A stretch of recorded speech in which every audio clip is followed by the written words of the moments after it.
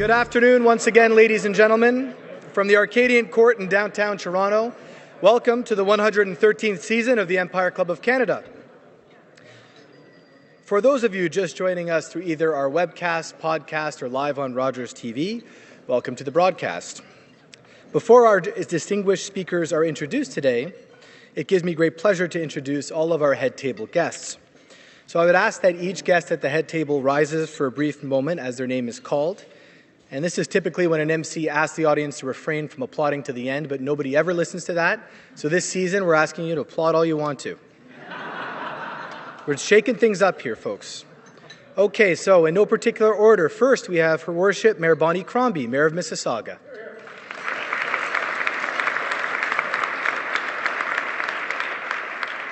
Next up, Councillor Josh Cole, Councillor Ward 15 and Chair of the TTC.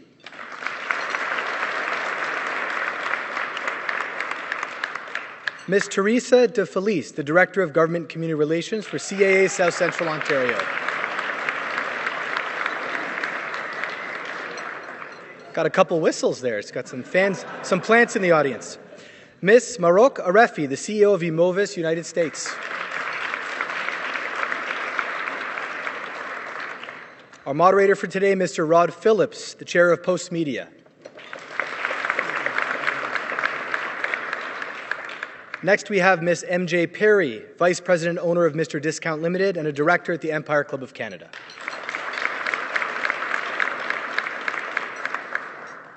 Next, we have Mr. Anthony Fernando, Director of Public Affairs for the Residential and Civil Construction Alliance of Ontario. It's a mouthful. Mr. Joseph Clavel, Director of Business Development for BestPass. And Mr. Phil Gillies, the Municipal Practice Lead for Enterprise Public Affairs. Wow. You almost got a chant going, Phil. And once again, my name is Paul Fogelin. My day job, I'm the Vice President of the Ontario Retirement Communities Association and your President this year for the Empire Club of Canada. Ladies and gentlemen, your head table.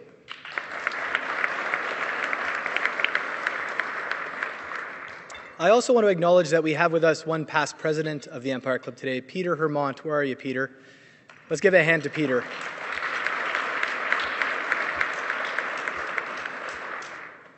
So, to toll or not to toll?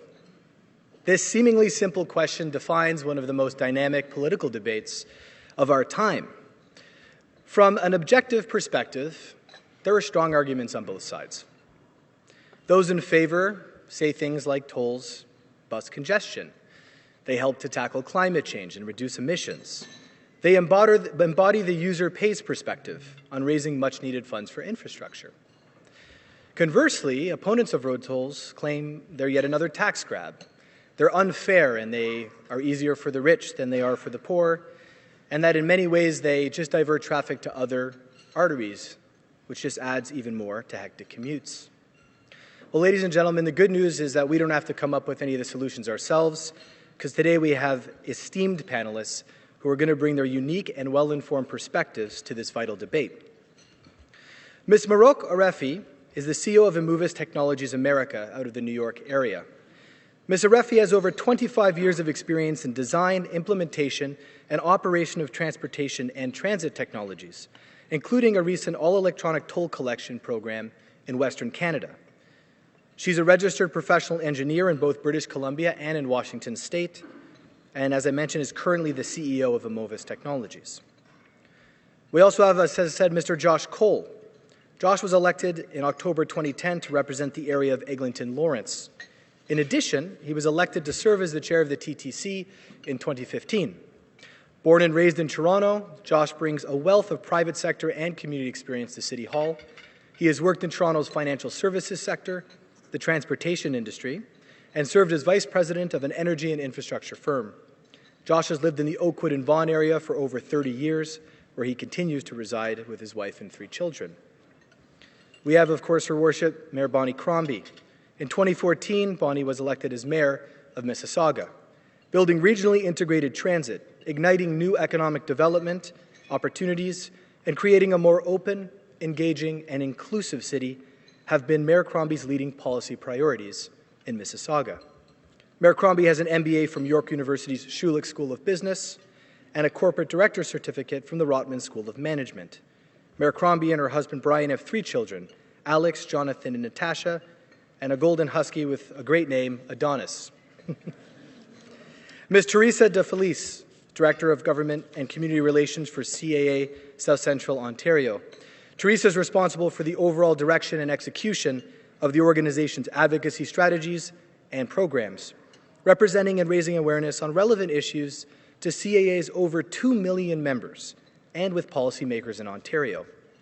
Over the last 3 years, Teresa has released 2 Conference Board of Canada reports related to how much motorists contribute to the cost of infrastructure and various tools and strategies related to mitigating congestion. And last but certainly not least, our moderator today, Mr. Rod Phillips, is chair of the board at Post Media, Canada's largest news media company owning over 180 print and digital publications. Rod is also the global head of client services and the country lead at Canada for Affinity, a Washington, D.C.-based global technology company. Active in his community, Rod is the chair of the boards at Civic Action, TELUS Toronto Community Board, and he's a member of the board at the Toronto International Film Festival. Previously, Rod was president and chief executive officer of the Ontario Lottery and Gaming Corporation, and from 1997 to 2000 served as chief of staff to Mayor Mel Lastman. So ladies and gentlemen, please welcome all of our panelists and our moderator to the podium.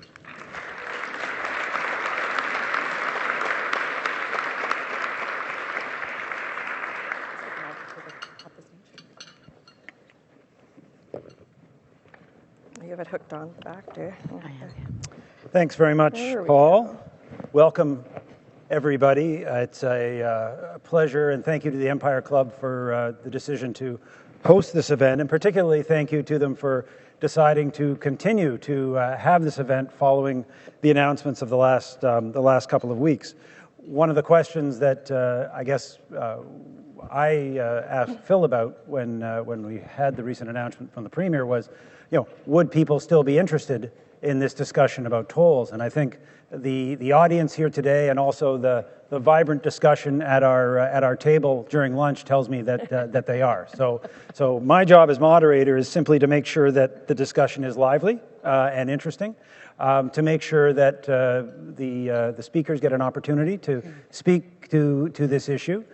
We've obviously got a great blend of both people who have a deep understanding and expertise as relates to tolling, its options, where it's at today. I know for most Ontarians, we think about the 407 as sort of where tolling's at, but in fact, this has been an evolving space globally, and there's a lot for us to understand about that. And we also, at the heart of that, have some people who are very intimate to the political dynamic, and who nothing happens without political will, and so that's where we're going to start with our questions, if I can. So I'm going to walk through a series of questions and then certainly encourage a very open discussion among our group. And I'm going to start with Josh.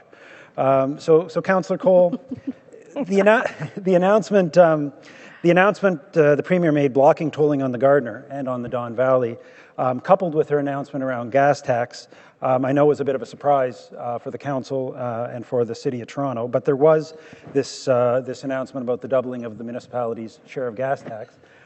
Does that end the discussion or answer the question about what the city needs to fund transit and transportation? Good question. I had some prepared remarks, but I changed them obviously since the announcement you referenced. I think the gas tax is welcome because we clearly know what the needs are. Every municipality, every elected official would agree with that. I think the key difference is there's a few key differences. One is obviously the feeling that a municipality can't control their own destiny, and so that's something that still begs a question that still needs to be answered.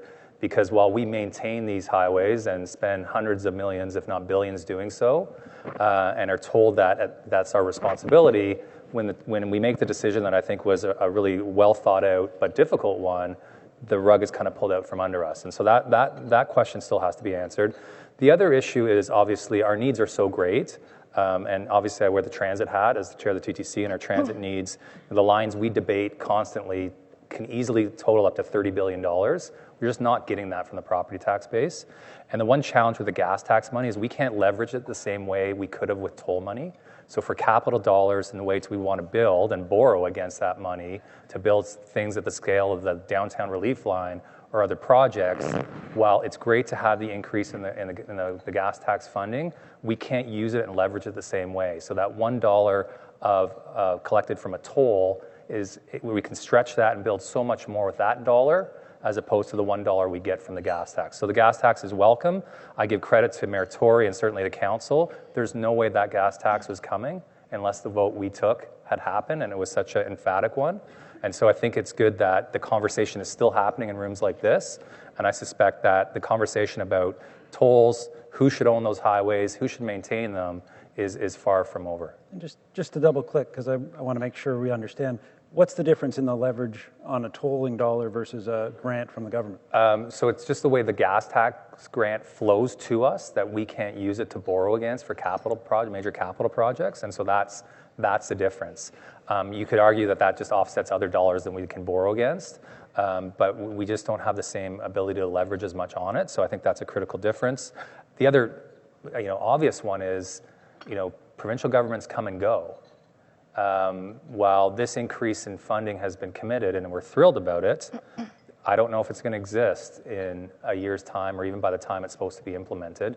And so that again kind of puts us in an awkward situation about how we plan long term. And I think all of our constituents want us to be responsible and plan for these things and not take 20 and 30-year breaks on building infrastructure. It's hard to do that when the funding source isn't set in stone. Mayor Crombie, so some folks would say that the decision by the province was the triumph of maybe good politics over good policy. Certainly those of us who enjoy a good debate and discussion, we were really seeing a debate and discussion evolving, and that's been a bit cut short.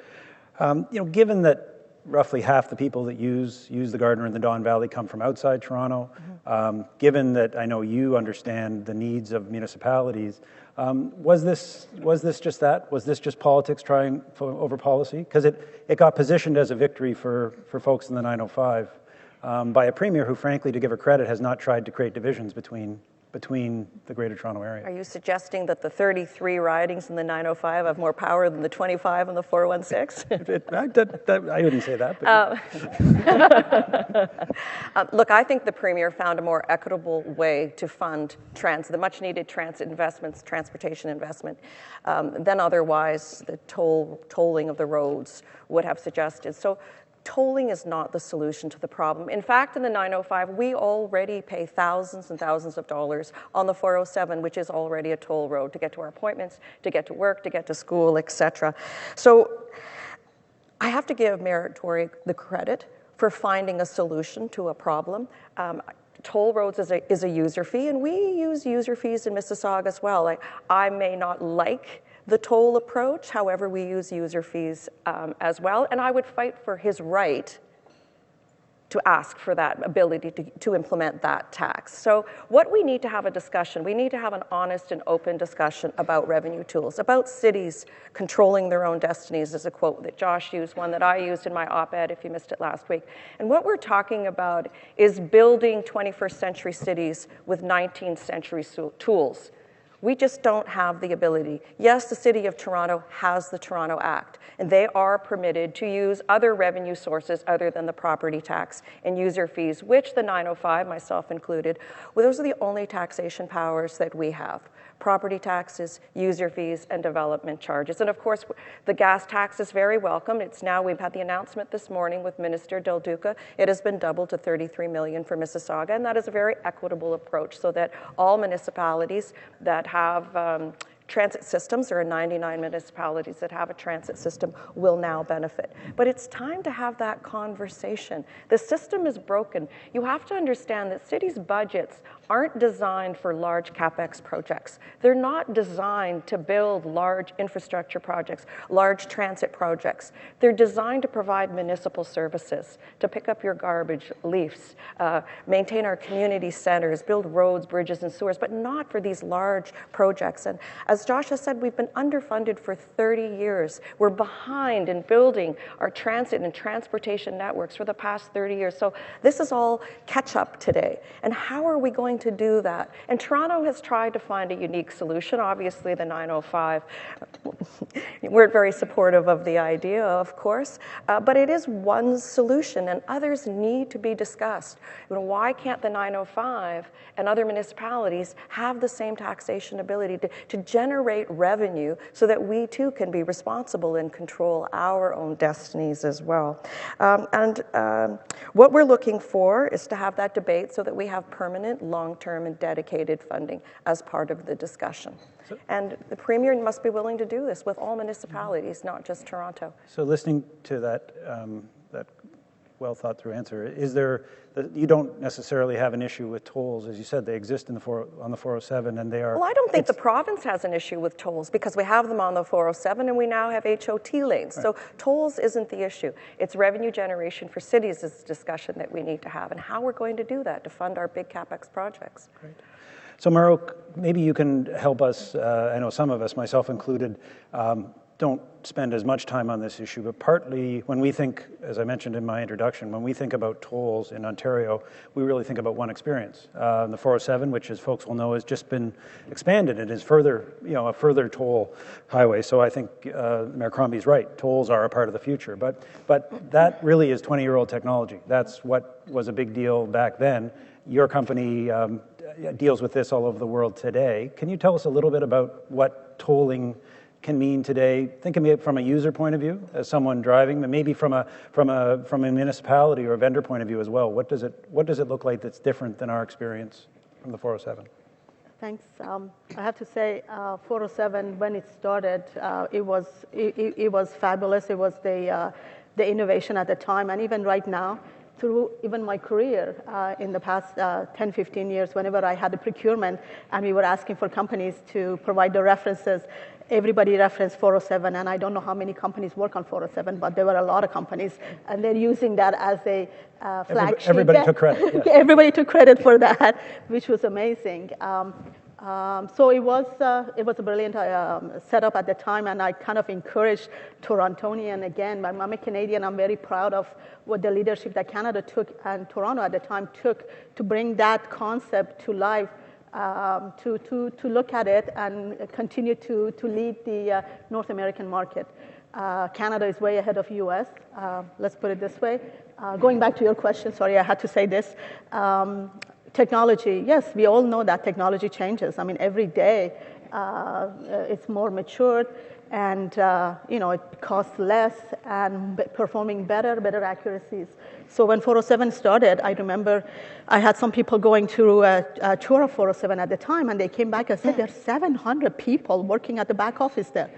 That was just wow. Looking at the operating costs at the time, it was huge, but because of innovation and improvement on camera system, image capture system, which is a component of the lane side that's going to be, it has to be provided so they are able to capture the transactions on the roadway.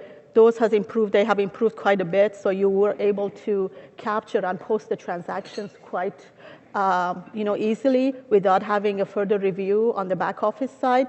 The technology from the lane side perspective is still radio frequency technology.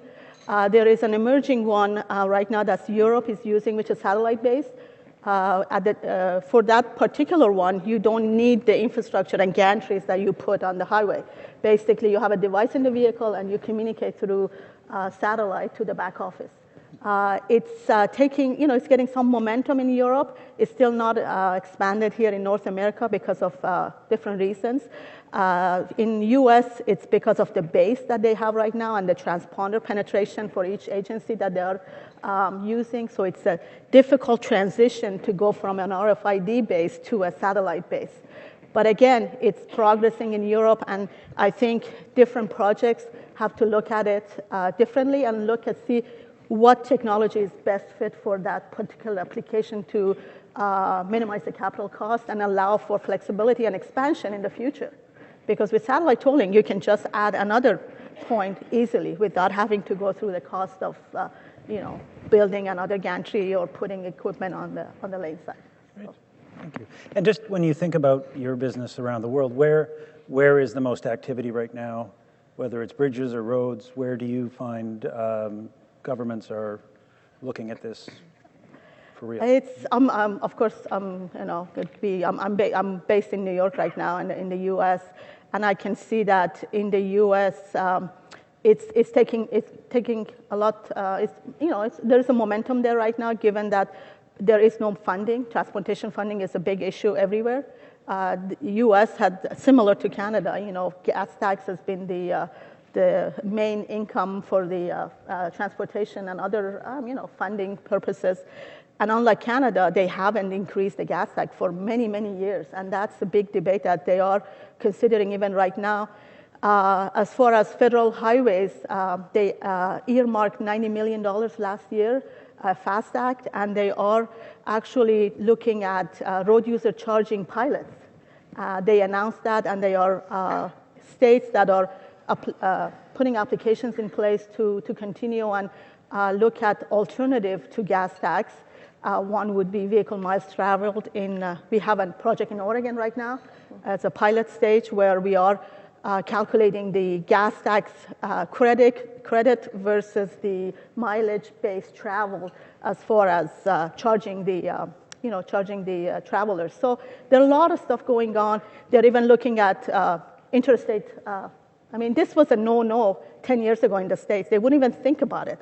But right now, they're looking at tolling the interstate because there is no fund. They don't have money to, actually renovate their infrastructure. Right. Thank you. Well, it's a good thing Mahrokh and Teresa are at the opposite end of the table because, of course, Teresa from the CAA, very attuned to discussions about how much it costs to drive. Back in December, you made some very compelling arguments at the council discussions with the executive committee about the fact that this argument about, why are we subsidizing the drivers isn't a fair argument. And so you must have been fairly pleased organizationally when the Premier made her change of position. But could you talk to the group here about why, from the CAA perspective, that idea of the subsidized driver is a myth?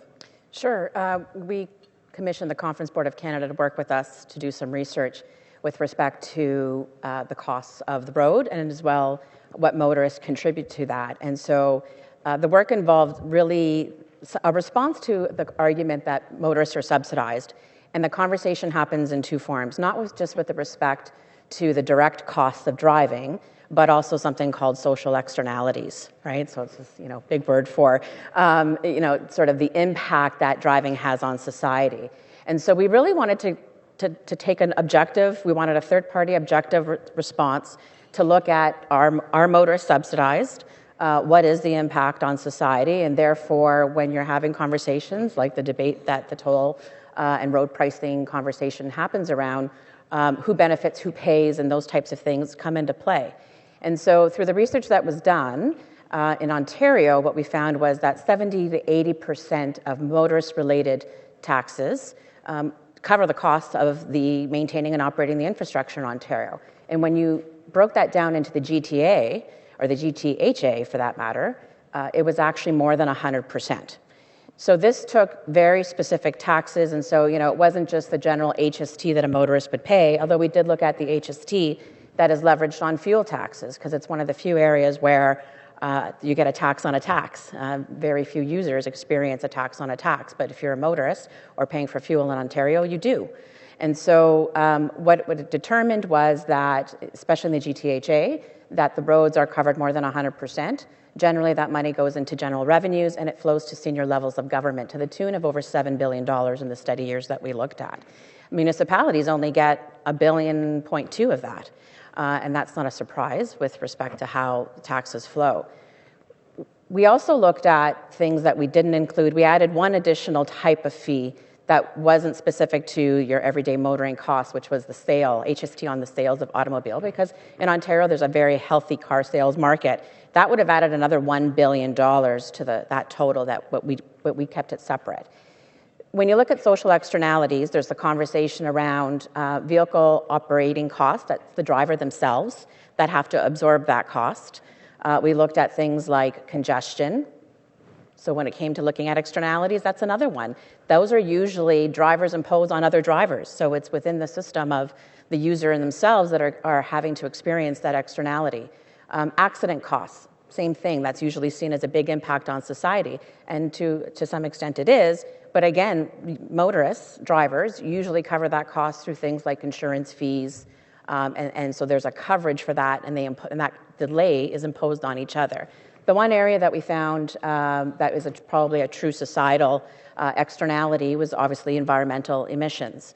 And so the report that we brought forward looked at that in a couple of different emissions. One was GHG emissions and one was CAC emissions. CAC emissions have been reducing in Canada over a number of years. GHG emissions we know is a challenge, but in terms of vehicle kilometers traveled, when you break down the costs, it accounted for both emissions 2.5 cents of a dollar for vehicle kilometers traveled. The bulk of the cost comes to individual motors themselves and everything they have to pay with respect to owning and operating a vehicle in Ontario.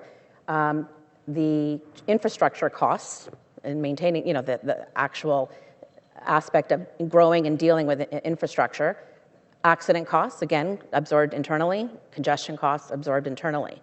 So it was trying to put perspective to the fact that the conversation really shouldn't be about subsidization, because then how much? How much does one user pay over another? With respect to the TTC, we know that I think it's 85% now of the fare box goes to maintaining and operating the system.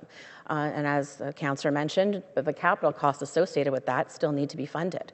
And so the same thing with transportation infrastructure that is related to the driver is in the GTHA or in Ontario, a huge chunk of the money is available through that particular user, and we have to figure out some of the other things. Some of the societal costs related to externalities is covered by the road user because the money that motorists pay hasn't always been dedicated. It's gone into general revenues, which are designed to deal with some of those social externalities.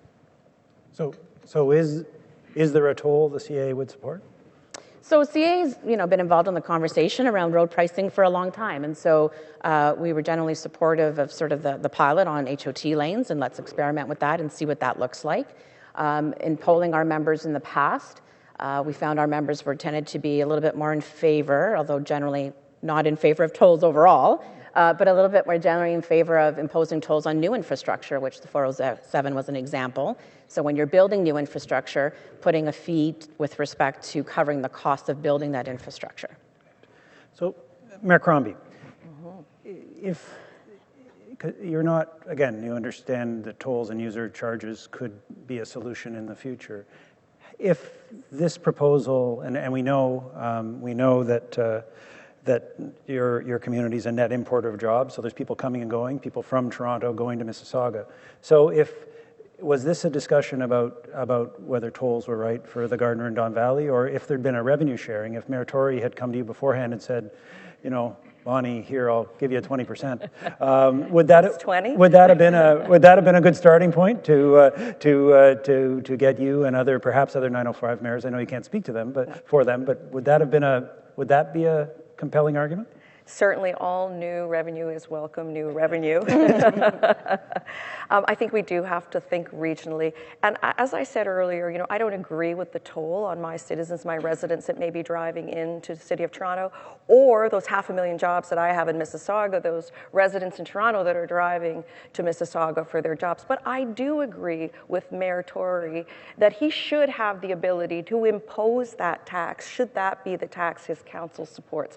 I do approve of his ability to do so, and that's a different approach. We really want to, I want to take this back to controlling our own destinies. We're creatures of the province. We don't have a lot of authority and control in our own right. Cities are probably the most transparent and best managed of the three levels of government when you think about it. We're required to have balanced budgets. We're limited to the amount of debt that we can raise. We have rigorous financial reporting. And we have also very demanding 10-year asset management plans. So of all three levels of government, I would argue that we are the best at administering our cities, our municipalities, and we should have that discussion on why is it that we can't control our own destiny and we can't raise the revenue we need to better run, better manage, and invest in our cities, no matter what those projects may be. And there are a retinue suite of revenue tools that can be used. The City of Toronto has the land transfer tax at its disposal, the vehicle registration tax at its disposal, I think a parking, maybe a hotel tax, or a number, maybe you can speak to it, land capture tax, that other cities do not have.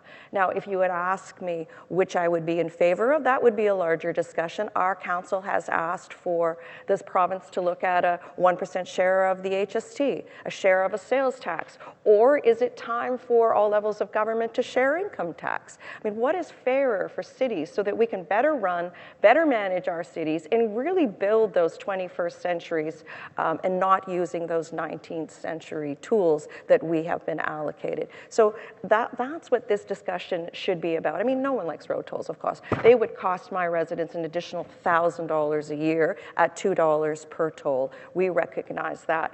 But should a mayor, whether it be Mayor Tory, myself, Mayor Burton in Oakville, Mayor Jeffrey in Brampton, have an ability, we should have that ability to implement a tax. If our residents don't like us, they'll be voting us out of office, won't they? Or long-term, they will shift and they will move. So those are discussions that need to be had with our senior levels of government, particularly with the province, those honest, open discussions about how do cities fund themselves in the future. We need that long-term sustainable funding, dedicated funding to build our infrastructure, to build our transit and transportation, and we want to control that. And I think we should have those at our disposal. The City of Toronto has more means, but perhaps there's a larger discussion to be had there as well. So we welcome that doubling of the gas tax. We welcome a share, should there had been a toll. We welcome all new revenue to help us invest in our cities. So Councillor Cole has a point, but I was going to ask you if you can weave it in. One argument, just with all of the great tools that you have that Bonnie doesn't, is that property taxes, homeowners' property taxes are substantially lower. So the rate is lower. Yeah, the rate and certainly our taxes aren't lower what a person pays. But let me just maybe a couple things because I'll try to be less diplomatic and get the crowd going. I think the reality is, so there's a lot of conversation about whether this was the right time or not, or there should be other tools, and I agree wholeheartely with it. Cities and municipalities should have all these tools at their disposal. The reality of what just happened recently, though, is that none of these are coming forward now. If you see the politics now, and I think I've got a few good tables of progressive conservatives, I don't think the NDP is represented here, but the fact that both parties clearly said no, and the governing party eventually did too, if we now think that if Mayor Crombie in Mississauga or Mayor Tory in Toronto puts forward another tax or tool, that somehow that is going to be accepted now, it's not. So I think the honest conversation we have to start having is, if the provincial government has said no, City of Toronto, I read that as they're saying not just no to tolls, they're saying no to all municipalities of other tools you might want to explore to look at funding, in our case, $35 billion of outstanding capital work. So that is, I think, the conversation that maybe will come out of this. So we kind of don't kid ourselves about talking about tolls and what would have happened or not. We're talking about, do you do one based on time of day or use and those kind of things, because I think my read is it's all been wiped off the table now, and that's the politics of Toronto, Ontario right now, which I think is really disappointing, because the City of Toronto councillors, with a lot of political heat, overwhelmingly voted for it, and we're willing to take that heat at the polls. Whether you agree with that tool or not, the fact that that's been removed, I would suggest, has set us back, and we won't be looking at the implementation or introduction of any new tools or taxes. I don't care what you call them. Let's be honest about it. They're taxes. I don't think you're just going to see anything in this province for at least the foreseeable future, and I think that's a significant setback. And the most disappointing part of this, regardless of the wonderful increases to gas tax and the great debates we can all have about which tool is the best one, I think in essence politically that's wiped them all off the table. So what happens next then? Yeah, other than, from what I'm hearing from our two politicians on the stage, we don't have enough money to pay. We continue to do what Mayor Tory did, go cap in hand. This is what I want to build, please fund it. What will you give me? And when you do that, you end up with cities like Toronto or Mississauga that take 20 years off of infrastructure building. And it's just doesn't make good business sense, It doesn't make any sense at all. If you look at and people want to talk, I mean, I know transit's the sexiest, and obviously I think it's the most important with my role, but it's the same with water infrastructure, it's the same with hydro infrastructure. Well, it's the same as social programs, and the same as housing. You saw the article in the paper, Mayor Tory asked for more funding for his housing and for his daycare programs. Yeah. It's the same with those programs. And so more municipalities as they age will have the same issues that Toronto and Mississauga are facing. And so we have to, I'm kind of sick of saying it because it sounds so cliched now about this honest conversation. We tried to have the honest conversation. It was not well received. So to push you, so I think you both make a great point.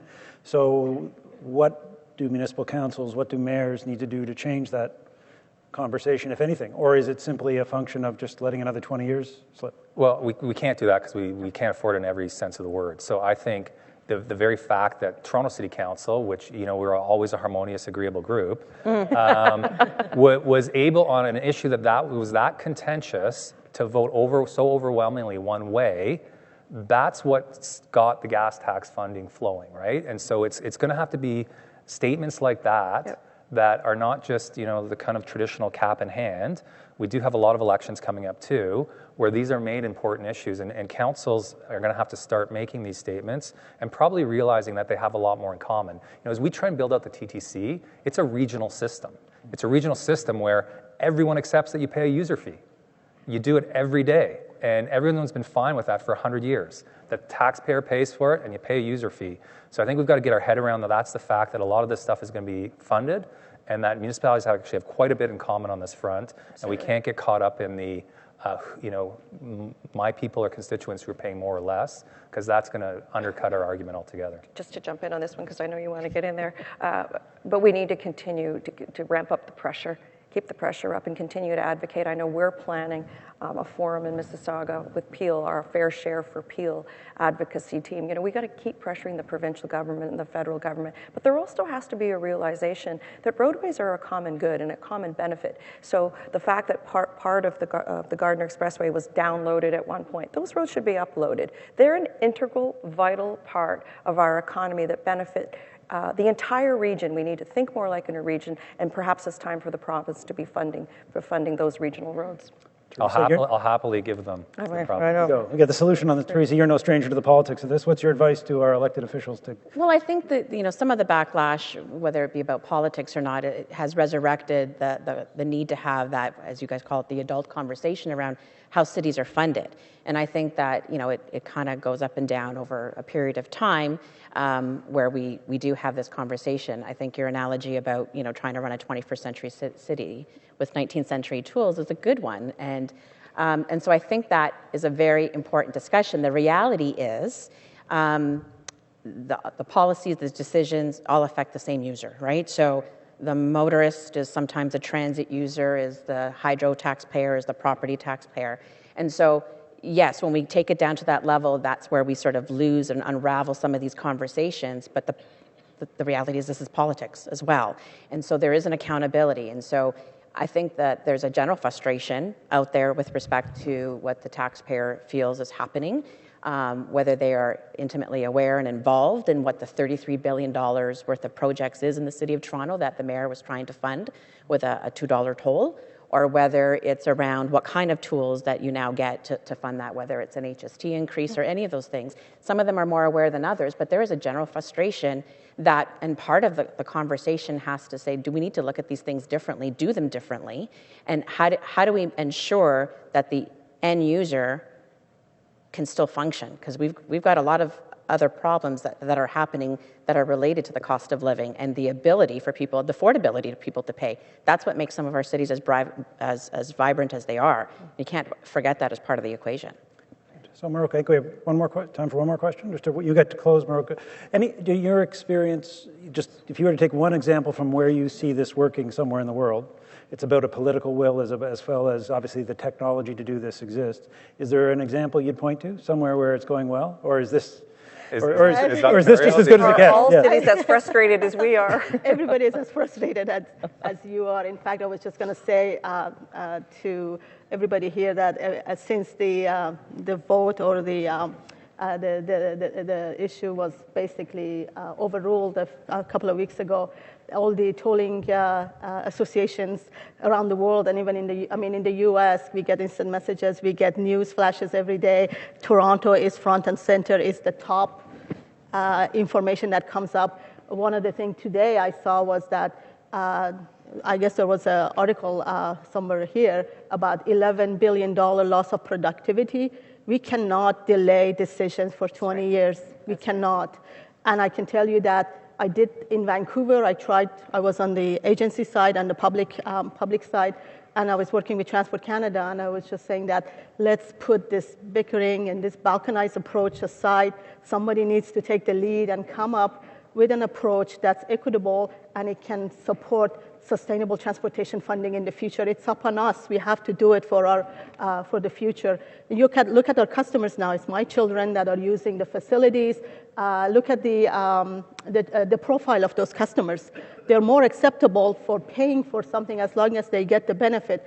They're on their mobile devices all the time. They want to go from A to B. They want to have a seamless mobility service. They don't care whether it's an Uber, whether it's driving, whether it's a transit. They want to get the best combination, the fastest and the most affordable one. And it is really up to us and the leaders, and I'm just going to say that people around the world looking at you here in Canada to take that leadership and try to come up with something that's equitable for both transit. I know it's easier said than done, but somebody needs to take that leadership, really. That's the bottom line. We're trying. Yeah, great. What a great way to wrap up. Thank you very much. That was, That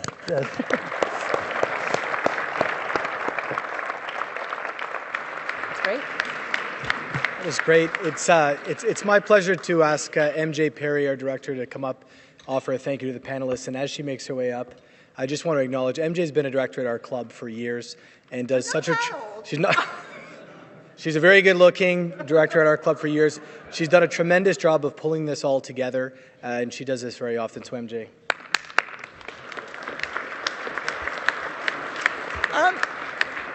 I first went to Paul and the chair of our Speakers Committee, Barb Justin, last December with this topic.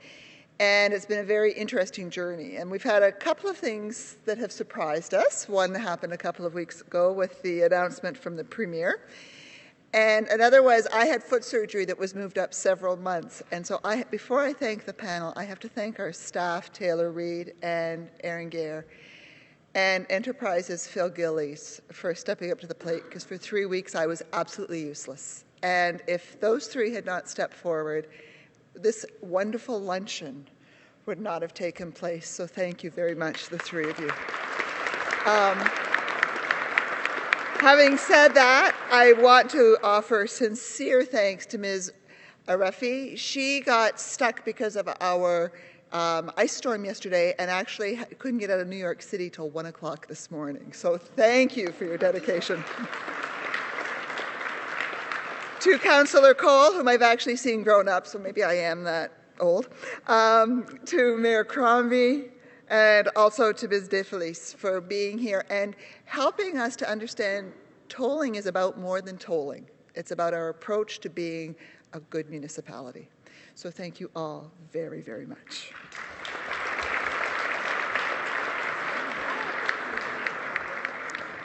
Thank you, MJ.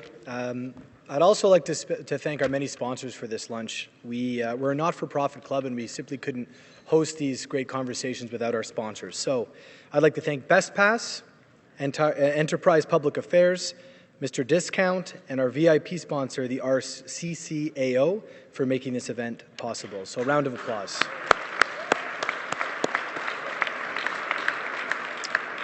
I would also like to thank the National Post as our print media sponsor, and Rogers TV, our local broadcaster. We'd like to thank MediaEvents.ca, Canada's online event space, for live webcasting today's event to thousands of viewers around the world. And although our club has been around since 1903, we have moved into the 21st century and are active on social media. So please follow us on Twitter at empire_club and visit us online at www.empireclub.org. We also have Instagram, Facebook, and I think we actually have a Snapchat account now. I don't have one personally, but we do at the Empire Club. Check it out. Finally, please join us for some very exciting upcoming events. On the 13th, we have Dr. Catherine Zahn. She's the president and CEO of CAMH, doing an evening event with us. So we're doing some evening events this year. It's not just lunches. It gives another opportunity to come and listen to some great conversations. And then next Tuesday, on Valentine's Day, we have Mayor John Tory, who will also be coming to have a very important discussion. And we are actually working right now on getting Transportation Minister Stephen Del Duca to come to the club. So I think it will bring excellent perspective to the conversation that started today. And Phil? Oh, great. And one last sponsor to thank, Renew Canada, as well, for being our media sponsor for today. So thank you so much for attending. Have a fantastic afternoon. This meeting is now adjourned.